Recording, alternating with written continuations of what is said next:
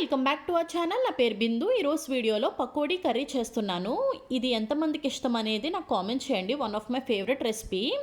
So ఇది process అనేది start చేస్తున్నాను. 2 to 3 మెంబర్స్కి ఈజీగా సరిపోతుంది. మిక్సింగ్ బౌల్లో 2 మీడియం సైజ్ 1 కప్ స్లైసెస్గా కట్ చేసుకున్న onions and 1 cup besan and 2 tablespoon rice flour అనేది వేసుకుంటున్నాను.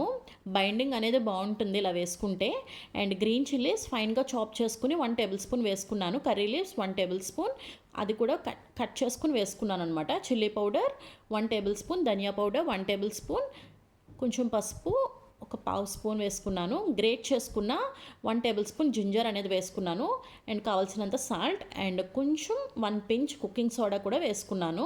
బాగా మిక్స్ చేసుకుంటున్నాను. సో ఇది యాక్చువల్గా జింజర్ గార్లిక్ పేస్ట్ బదులు గ్రేట్ చేసుకున్న జింజర్ వేసుకుంటే పకోడీలో తినేటప్పుడు చాలా బాగుంటుంది అనమాట. ఒకసారి ట్రై చేయండి. సో ఇప్పుడు నేను వాటర్ కంటెంట్ వచ్చేసి 4 టేబుల్ స్పూన్స్ వరకు వేసుకున్నాను. మీకు చూపిస్తున్న స్పూన్తోని. ఇది కప్ వైజ్గా అయితే ఒక పావు కప్ వరకు వేసుకున్నాను అనమాట. సో చూసుకుంటూ వేసుకుని కలుపుకుంటే సరిపోతుంది. సో ఇది కొంచెం బేటర్ అనేది గట్టిగానే ఉండాలి. అప్పుడే ఇది గట్టి పకోడీ కదా, మెత్తగా ఉన్న పకోడీ కాదు. సో అందుకని కొంచెం గట్టిగానే ఉండాలి. చూసుకుంటూ కలుపుకుంటే సరిపోతుంది. హాఫ్ అన్ అవర్ పక్కన పెట్టేసుకుందాము. అండ్ ఇప్పుడు ఆయిల్ అనేది మీడియం ఫ్లేమ్ మీద పెట్టుకుని చూస్తున్నారు కదా, ఈ విధంగా అనేది వేసుకుంటున్నాను పకోడీలు. ఆల్మోస్ట్ అందరికీ పకోడీలు తినే ఉంటారు కాబట్టి తెలిసే ఉంటుంది. సో నేను ఇలా వేసేసుకుంటున్నాను. అండ్ ఎక్కువ హై ఫ్లేమ్ మీద పెట్టుకుంటే మనకి పైన మాడిపోయి లోపల అనేది సరిగ్గా ఉడకదనమాట. సో కొంచెం మీడియం టు లో ఫ్లేమ్ మీద మనకి అడ్జస్ట్ చేసుకుంటూ వేసుకుంటే సరిపోతుంది. వేసుకున్నాక ఒక 2 మినిట్స్ వరకు అలా వదిలేస్తే వాటి సెట్ అవుతాయి అన్నమాట. సో అప్పుడు మనం మిక్స్ చేసుకుని తీసేసుకుంటే చూసారు కదా లైట్ గోల్డెన్ కలర్లోకి వస్తుంది అనప్పుడు నేను తీసేసాను. ఇవి కావాలంటే ఇలాగా తినేయచ్చు. అండ్ సగం ఇక్కడే అయిపోతాయి పకోడీలన్నీ. అండ్ రిమైనింగ్ పకోడీస్తో కర్రీ చేసుకోవాలి. సో అదనమాట. సో నేను టిష్యూ పేపర్ మీద వేసేసుకుని అది పక్కన పెట్టేసుకుందాము. అండ్ ఇప్పుడు నేను కర్రీకి కావాల్సిన ప్రాసెస్ అనేది చూపిస్తున్నాను అనమాట. చూసారు కదా బాగా వచ్చాయి. అండ్ ఇప్పుడు ప్యాన్లో ఒక 4 టేబుల్ స్పూన్ ఆయిల్ అనేది వేసుకున్నాను. కొంచెం ఆయిల్ అనేది ఈ రెసిపీకి కొంచెం ఎక్కువగానే పడుతుంది. మీడియం సైజ్గా కట్ చేసుకున్న 2 ఆనియన్స్ని వేసుకున్నాను అనమాట. ఇది కప్ వైజ్గా అయితే 1 కప్ అనేది వేసుకున్నాను. కొంచెం ఆనియన్స్ అనేది కలర్ మారిన తర్వాత కొంచెం పసుపు అండ్ కొంచెం సాల్ట్ అనేది వేసుకుని ఒక 4 గ్రీన్ చిల్లీ స్లైసెస్గా కట్ చేసుకుని వేసుకున్నాను. అండ్ ఒక పావు కప్ వరకు కర్రీ లీవ్స్ అనేది కూడా వేసేసుకున్నాను. సో దీన్ని బాగా మిక్స్ చేసేసుకుంటే సరిపోతుంది. అండ్ ఈ ప్రాసెస్ అంతా కూడా నేను మీడియం ఫ్లేమ్ మీద చేస్తున్నాను. వన్స్ ఇలా మిక్స్ చేసుకున్నాక ఇప్పుడు జింజర్ గార్లిక్ పేస్ట్ అనేది 2 టేబుల్ స్పూన్స్ అనేది వేసుకుంటున్నాను. వేసుకుని అండ్ ఒక మిక్స్ చేసుకోవాలి.